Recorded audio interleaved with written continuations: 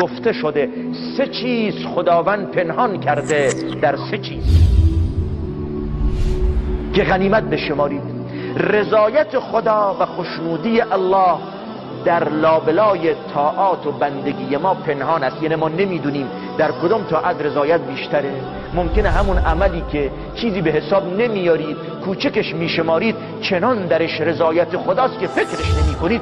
پیغمبر فرمودن علیه السلام لا تحقرن من المعروف شیئا ولو ان تلقى اخاک بوجه طلق.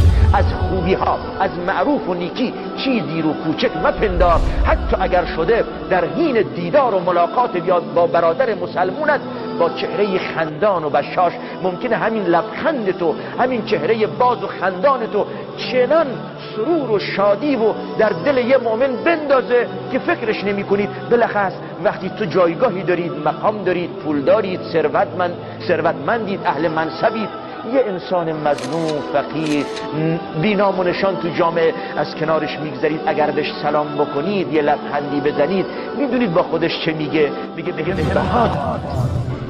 حدرم و دانست. فکر نمی کنید که این بنده خدا چقدر خوشحال می شود، چقدر لذت می برد از سلام تو، از روی خوش تو.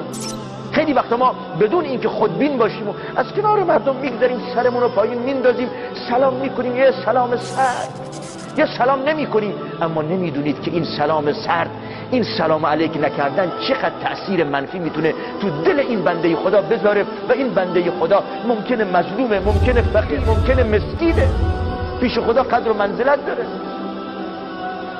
و نکته دوم خشم و غضب خداست. خشم و غضب خدا در معاصی پنهان است. یعنی نگو این مکروه، این گناه کوچکه، این همه انجام میدن، منم انجام میدم. ممکنه همون عمل کوچک که گناهه درش خشم و غضبی باشه که انسان رو بدبخت بکنه. ایاکم و محقرات الذنوب، بر حذر باشید از گناههای کوچک. نگو چون گناههای کوچک ممکنه یه وقت به نحوی همون گناه کوچک تو رو هلاک بکند.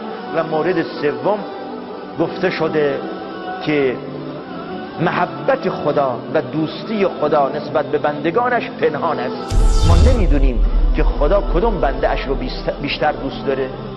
ما نمیدونیم. ممکنه همون بنده خدایی که ما چیزی به حسابش نمیاریم پیش خدا قدر و منزلت و جایگاه والایی دارد و جزو اولیای مقرب الله جل شأنه. ما که نمیدونیم، خبر از اسرار مردم نداریم، خبر از دل و باطن مردم نداریم، خبر از نهانها و خلوتها نداریم. لذا به همه احترام میگذاریم، به همه سلام میکنیم، به همه روی خوش نشون میدیم که ممکنه از لابلای همین افراد یه سری افرادی باشن که جزو اولیایند، که وقتی دلشون رو شاد میکنید دل ولی خدا و دوست خدا رو دارید شاد میکنید. لذا پرهیز بکنید از ناراحت کردن مردم و بندگان خدا.